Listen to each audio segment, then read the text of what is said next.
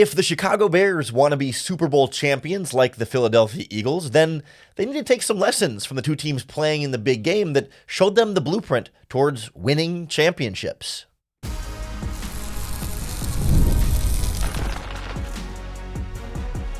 You are Locked On Bears, your daily Chicago Bears podcast. Part of the Locked On Podcast Network, your team every day. This is Locked On Bears, and I'm your host, Lauren Cox. I'm here to bring you your daily, in-depth Chicago Bears news and analysis. You can follow me on Twitter at CoxSports1, and you can follow the podcast at Locked On Bears on TikTok, Instagram, Facebook, Twitter, and the Locked On Bears YouTube channel, where you can keep up with all of our video podcasts as well.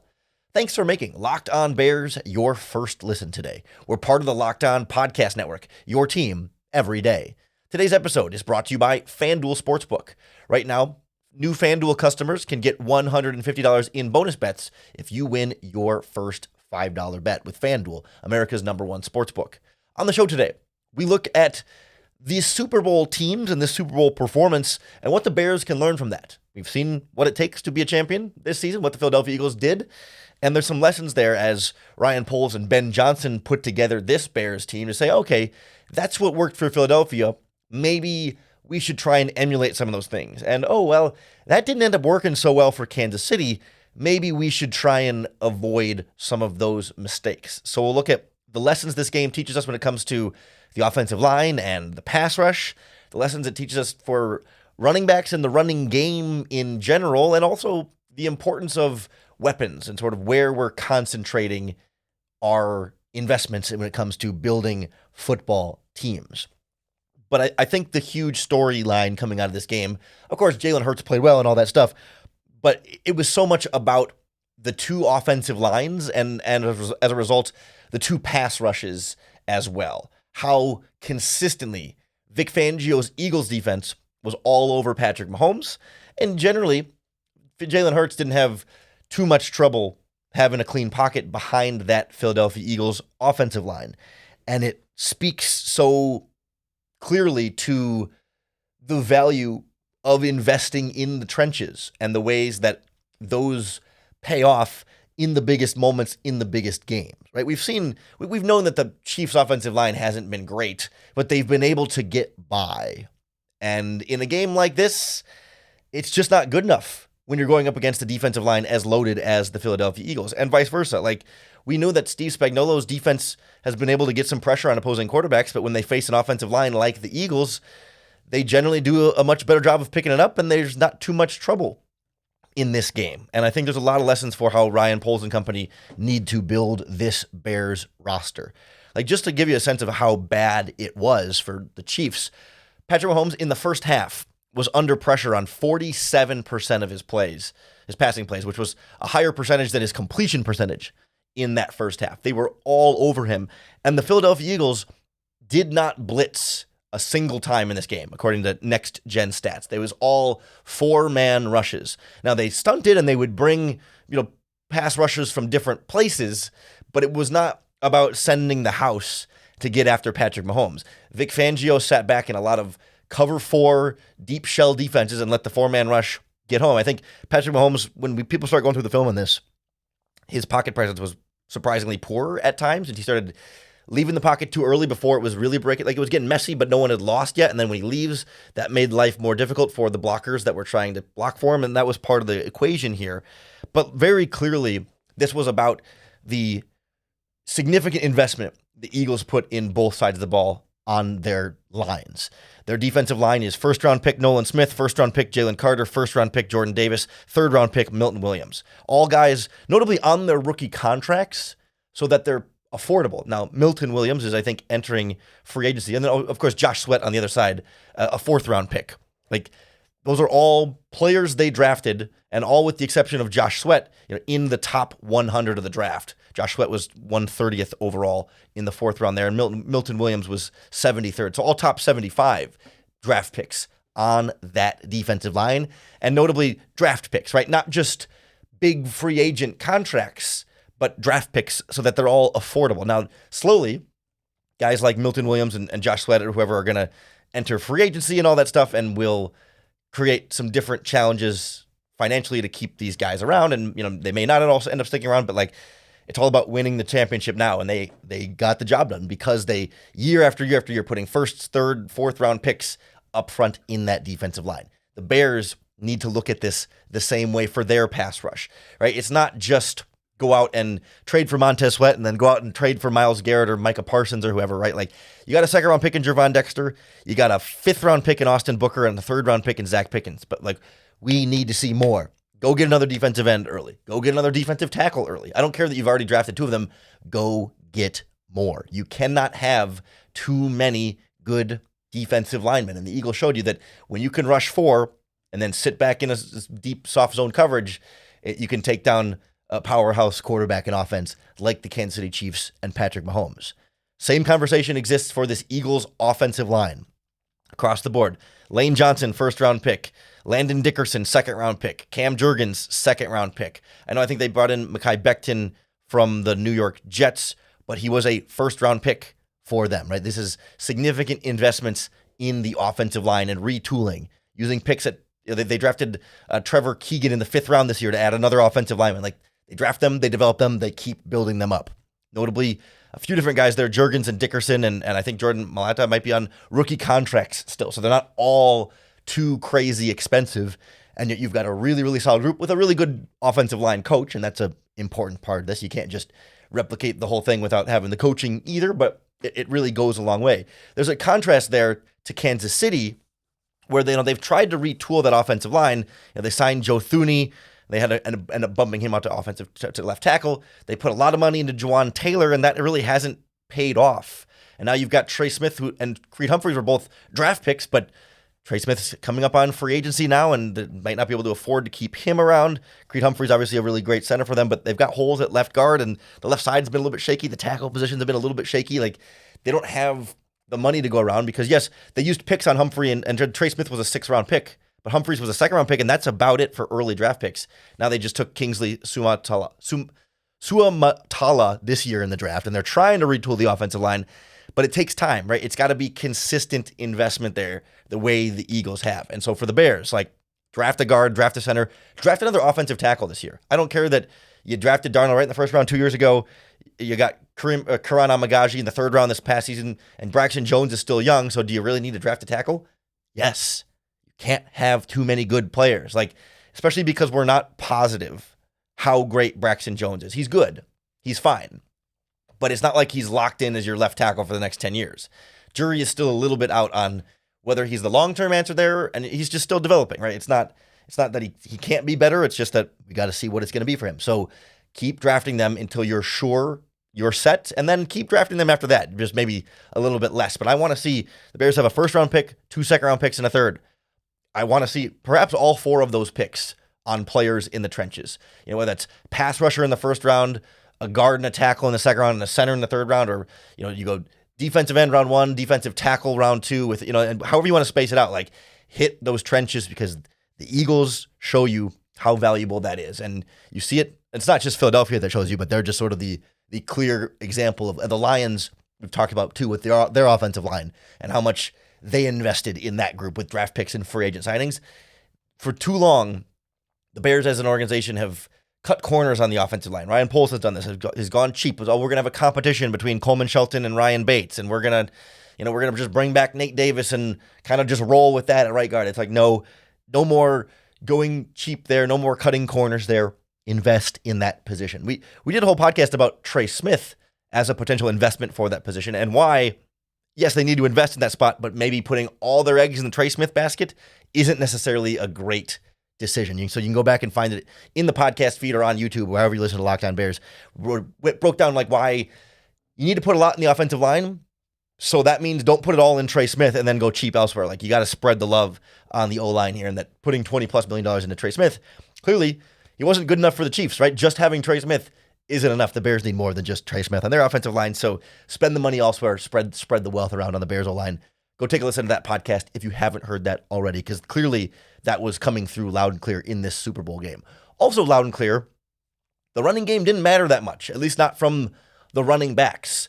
The Chiefs didn't run the ball at all. The Eagles kept giving it to Barkley, but he didn't really do much with it at least in the ground game in this game. So we'll kind of look at what this Super Bowl tells us about the value of running backs and the running game next on Locked On Bears. This episode of Locked On Bears is brought to you by LinkedIn Jobs. As a small business owner, your work doesn't end when the clock hits 5. Your business is always on your mind, which means when it's time to hire, you need a partner that works just as hard as you do. That's where LinkedIn Jobs comes in, because when you clock out, LinkedIn clocks in. LinkedIn makes it easy to post your job for free, share it with your network, and get qualified candidates all in one place.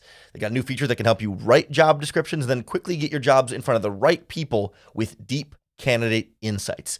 No wonder 72% of small businesses say LinkedIn helps them find high-quality hires. Post your job for free at linkedin.com/lockedonnfl. That's linkedin.com/lockedonnfl to post your job for free. Terms and conditions apply. The offensive lines and defensive lines played such a big factor in this game.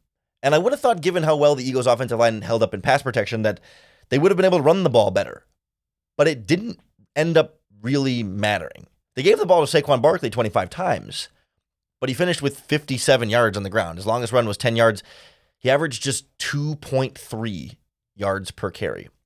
For all of the much-deserved hype and attention that Barkley got for the season he had in Philadelphia, his running ability didn't prove to be all that important in the Super Bowl. Like, yes, it helps the time of possession when they hand it off to him, but in terms of like the yards and the impact they're getting from the ground game, they go 1st and 10, and then they'd have 2nd and 8. And then what happens? Jalen Hurts converts for the first down, and then they'll give it to Barkley again. And like, yes, you know, running the ball was part of the game, but a lot of it was like, hey, we've got a lead, and we're just going to keep slamming it to Barkley. And they didn't really find a lot of running room for him there. When you look at the Kansas City Chiefs, you know, you've got Kareem Hunt had 3 carries for 9 yards. Isaiah Pacheco had 3 carries for 7 yards. Samaje Perine had 1 carry for 8 yards. Their running backs combined for 26 rushing yards on 7 carries. That's not a rushing attack at all. The Chiefs, of course, were trailing on the scoreboard, and that means that that's part of why they abandoned the run, but neither team could move the ball on the ground. And maybe that's a credit to both defenses, but it tells me pretty loud and clear that, like, hey, as much as this felt like a season where the running back is back, you know, Derrick Henry and Saquon Barkley are 2 of the most exciting players in football, and that's great. When push comes to shove, in the biggest game of the season, the Super Bowl, quarterback game, passing game matters more. It's always going to matter more, and it's a reminder of like, hey, great running backs are great, but not necessarily necessary. When the Eagles' leading rusher is Jalen Hurts, 72 yards on 11 carries. The Chiefs' leading rusher, Patrick Mahomes, 25 yards on 4 carries, still not much, but like the running game didn't really matter much in the Super Bowl. And I think it's a lesson for the Chicago Bears that, like, yes, it's not to say that the running game doesn't matter at all, but it's never going to be quite as important as quarterback play and passing the football. And I think when I apply this to the Chicago Bears, right, we look back and say, oh man, the Bears almost signed Saquon Barkley this offseason. Barkley said he almost went with the Bears instead of the Eagles. And the Bears, of course, end up getting DeAndre Swift, and that has mixed results, right? But like, even Barkley doesn't make a huge difference in this Super Bowl game, right? It was all about Jalen Hurts. And I think this is twofold. One, running game didn't matter very much, but also more importantly, quarterback scrambling ability matters so much. It's such a game changer and a game breaker. And it's important that Caleb Williams continues to have his legs be a part of his game, right? Obviously, passing the ball was the difference in this game. Passing is always going to be most important from the quarterback spot. But a statuesque quarterback doesn't get you very far. And the Bears cannot make Caleb Williams into a statuesque quarterback. Like, yeah, in the same sense that, like, when you're just a runner, like when you can't pass the ball well enough, when you have more of a Justin Fields style of skill set, like it was still the deep passes, right, that unlocked the Eagles offense for Jalen Hurts. But there were so many of those like 3rd and 6, 3rd and 8 where he gets out of the pocket and scrambles for that first down and converts the chains, in some part because the running game wasn't getting them there with handoffs to Saquon Barkley. So quarterback has to turn into a playmaker and make plays in that moment. It was the only running game the Chiefs could afford. The Chiefs could assemble in this game was Patrick Mahomes a couple of times scrambling down the line of scrimmage because everything else wasn't going anywhere and they kind of just had to abandon it in the first place. That's the other problem with investing big in the running game and running backs is like when you're losing on the scoreboard, you got to abandon the run. And so, if you gave a bunch of money to a running back or used, say, a first-round pick on a running back, if you're losing, he's either sitting on the sidelines or, maybe he's a receiver option for you. And Barkley had a really nice game as a receiver, and there's some real value there. That's a separate part of this conversation, I think. Right?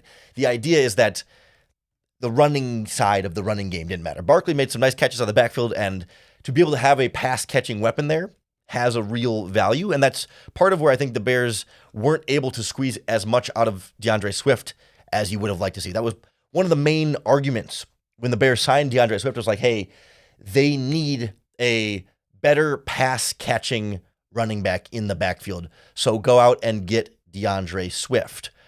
And yeah, he was a screen player for them sometimes, but like we just didn't see enough of that from him in this first year. And I have to imagine so much of that is coaching, right? And if the Bears had Saquon Barkley, it probably wouldn't be that different of a result there because it's just how the player was being used. So, like, yes, it's good to have that player who can be a pass-catching weapon on the backfield. The Bears, in theory, have someone with that skill set right now in DeAndre Swift. So, to me, it tells me, like, Ashton Jeanty, the Boise State running back, you don't need to use a first-round pick on a running back on this Bears team right now. Like, if you didn't have DeAndre Swift, like, if you needed a running back already, then you can start to have the conversation about, okay, if this running back is a pass catcher, is there value in adding a running back? If running back was a need, we can have the conversation about taking one in the first round. But like the best running back in football this year was Saquon Barkley, and he really didn't do that much in the Super Bowl for you. So even if Ashton Jeanty comes in and is one of the best running backs in football, like even in a game like the Super Bowl, you can take that player out of the game, and that makes it such a tricky thing. It's easier to take that side of their game out of the game. It's a lot harder to take a quarterback out of the game. To take the passing game away is not really a thing you see. You can take a receiver away. The Eagles took Travis Kelce away pretty well in this game, right? You can take a receiver away, but you can't take the passing game away the way that you can load up the box and take the running game away. And you might say, well, okay, because Barkley was there, because the Eagles wanted to run the ball, then the Chiefs defense had to focus more on stopping the run, which then made the passing game easier. There's probably some merit to that. At the same time, the Eagles really didn't go to much play action in this game. It wasn't like they were fooling him on big plays that way. They hit a touchdown on a play action play, but other than that, I think there were 4 play action plays from Jalen Hurts in this game from Pro Football Focus's initial numbers there. Like I don't think to me the Chiefs were saying, "Oh yeah, we'll give up the deep bomb gladly to stop Saquon Barkley." Like that was not a result of Barkley. That's a result of a defense that's slowly bled talent and also an opposing offense with some very talented weapons and a quarterback absolutely locked in and a quarterback who has time to throw in the pocket because of a good offensive line in front of him. Like at the end of the day, if the Chiefs pass rush wasn't getting home, Jalen Hurts was going to tear him apart one way or another, whether you were loading up to stop the run or not at that point in the process. I do think when we saw these two passes, the differences between these two passing games, the investment in the weapons made a big difference here, where the Chiefs were trying to piece together a wide receiver core that's aging and mixing, matching some pieces, whereas the Eagles have some more very clear-cut differences. And sometimes we can overthink this and just look at Eagles had the better players, and that mattered, especially in the passing game. So I kind of want to look at where cutting corners with weapons gets you and where the differences sort of emerge for these two teams. Where it's Patrick Mahomes got stuff going eventually, but in one specific area and in one specific way. Whereas I think some clear themes came out of how these teams were using their weapons, and I want to kind of go through how that applies to the Bears with the likes of DJ Moore and Rome Odunze and Cole Kmet next on Locked On Bears. This episode of Locked On Bears is brought to you by FanDuel Sportsbook. When the game tips off, the NBA action is just getting started, and there's no better place to get in on it than FanDuel, America's #1 sportsbook. Just because the football season's over doesn't mean the fun stops at FanDuel, because you can place live bets throughout any game, so if you miss the opening tip-off or want to bet on a fourth quarter comeback, you can stay in the action. And if you're looking for an even bigger payout, you can combine your live bets into a same-game parlay. Now that you can spend a little more time watching basketball, if football's not taking up all your time, you can learn how teams are playing a little bit more closely and win big with FanDuel. Right now, new FanDuel customers can get $150 in bonus bets if your first $5 bet wins. Just visit FanDuel.com to join today. That's FanDuel.com for your shot at $150 in bonus bets. Make every moment more with FanDuel, official sports betting partner of the NBA. We wondered how long this Chiefs offense could kind of keep things going and whether Patrick Mahomes could kind of keep elevating the level of play of players around him. But it became clear throughout this game that in key moments, you needed playmakers to make plays. And the difference between the two teams' playmakers separated so much of what they were trying to do offensively. Yes, of course, Hurts behind a good offensive line, Mahomes behind a struggling offensive line hurt a lot.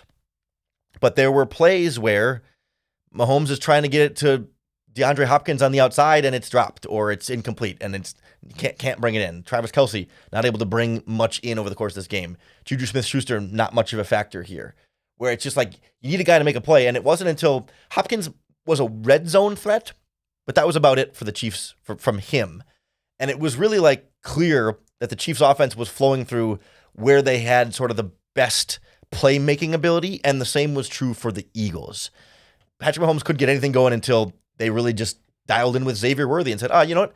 Using a first-round pick on a wide receiver makes a pretty big difference. Even a rookie in a game like this has 2 huge touchdowns at 21 years old, but the rest of Patrick Mahomes' weapons are a 32-year-old DeAndre Hopkins, who clearly is not the DeAndre Hopkins he used to be. Hollywood Brown, hasn't been that true, dynamic game changer for him. We've seen him be special earlier in his career, but he just hasn't really been that guy as of late. And so it's hard to feel like the investment's there. Same with Juju Smith-Schuster. Yes, there are names that we recognize, but they're not players who've been playing up to the level that we might recognize for them or think that we can expect out of them. These are not guys who are still 1,000-yard receiver types. Same with Travis Kelce. He's just older and not as spry and able to separate and get open and catch the ball as well as he used to. And it's no wonder that Devonta Smith and A.J. Brown and Saquon Barkley are making all these plays for the Eagles because, those are actually really good, talented weapons. And for the Chiefs, Xavier Worthy was kind of the only one because it's the most recent, here's a young, talented player who's playing really well. And that's about it for Patrick Mahomes. This sounds obvious, but I think sometimes we can overthink it and kind of miss the forest for the trees here. Devonta Smith and A.J. Brown are 2 absolutely elite wide receivers, and Saquon Barkley is a great pass-catching weapon out of the backfield for them. Jahan Dotson's their number 3 and made a couple catches here and there, but this was about the big-time talent playmakers that the Eagles had, and the Chiefs have name recognition, but you haven't seen these guys producing consistently up to their name. DeAndre Hopkins has not been the same DeAndre Hopkins. Juju Smith-Schuster hasn't been anywhere close to his peak. Hollywood Brown has been very disappointing. I know he was hurt for a while, but hasn't been that type of guy anymore. And same with Travis Kelce. There's been a real decline from all those guys. And so when push came to shove, all Mahomes could do was launch bombs to Xavier Worthy. And of course, the first-round pick is the one who's stepping up and making plays because that's where they actually invested significantly in their weapons. But otherwise it's sort of scraping the bottom of the barrel a little bit or bargain bin shopping, trying to resurrect some Juju Smith-Schuster, trying to get back more out of Hollywood Brown or trying to find the fountain of youth for DeAndre Hopkins. It reminds me of how we talk about the Bears offensive line, right? It's either you invest big in it and you get big results, or you say, well, we can try and grab and find these guys and hope that, oh man, if DeAndre Hopkins can just get back to this, or if the competition can bring out more from Juju Smith-Schuster and Hollywood Brown, that on paper, maybe they could have, would have, should have been a good receiving group, but they weren't because there just wasn't that significant investment in that group. And of course, it's hard when you're investing so much in Patrick Mahomes and Chris Jones and stuff. It's not to be overly critical of the Chiefs, but more so to signify to the Bears, hey, where you invest in your team makes a really big difference. And you can't invest everywhere, all the money, all the picks, all the time, but you got to be strategic about it. And so I think it shows you that if you're going to skimp at certain spots, you're going to get skimpy results at those spots. And so, yes, you've got DJ Moore and you've got Rome Odunze. And if Rome develops into a 1,000-yard guy and DJ Moore continues to be a 1,000-yard guy, not that they're Devonta Smith and A.J. Brown. I don't think that is the case now. I mean, maybe someday, I guess, but not to say that the Bears receivers are not on that level, but they can be that kind of playmaker for you. And if Cole Kmet can keep playing at a high level, like these guys are relatively young, they're in the prime of their careers or entering the prime of their careers, like those can be playmakers for you. But if you hadn't drafted Rome Odunze in the first round, or you hadn't traded for DJ Moore, and you're trying to just piece together a wide receiver core, and if you go into it saying like, man, we really need Tyler Scott to step up and be our number 2 receiver, that's where you get in the kind of problems the Chiefs are in, right? Where it's like, we really need DeAndre Hopkins to get back to playing well, and they don't always do it the way you hope they might. Like, you need